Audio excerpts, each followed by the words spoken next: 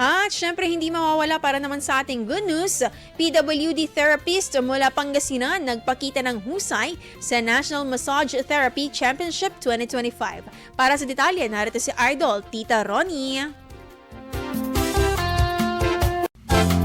Tuwing dumaranas ang pananakit ng likod, unang naiisip ng marami ay magpamasahe. Ngunit sa likod ng bawat haplos ng ginhawa ay isang therapist na may pusong nagsusumikap at naglilingkod.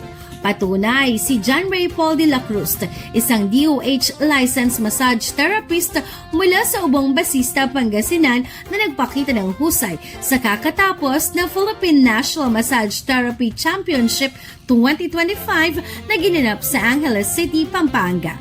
Hindi lamang siya lumuhok, nasungkit niya ang prestihiyosong parangal na Master of Massage at pasok sa Level 5 category finish. Actually, hindi ko masabi kasi sa hirap ng competition po talaga. Kasi hindi lang po skills yung sinusubok nila sa competition, kundi yung talino, yung abilidad, yung the same time yung skills, yung pagmamasahe. Kasi Itinuturing niya na malaking tagumpay ito lalo't unang sabak niya sa naturang patimpalak. Sa loob ng 12 taon, nagbibigay na ng serbisyo si De La Cruz sa Blind Massage Therapy Center sa Dagupan City. Sa kabila ng pagiging isang person with disability, buong tapang niyang hinarap ang hamon ng kompetisyon at nakipagsabayan sa mga therapists mula sa iba't ibang panig ng bansa.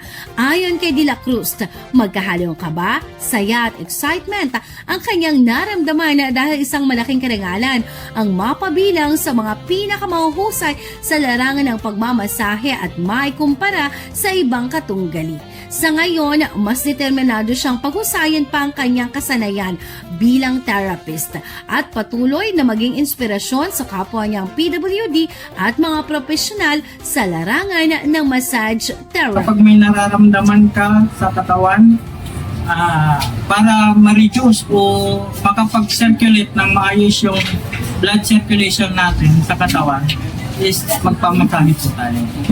Yan ang ating good news for today. Ako si Idol Tita Ronnie Tatak, IFM. IFM News. IFM News. IFM News.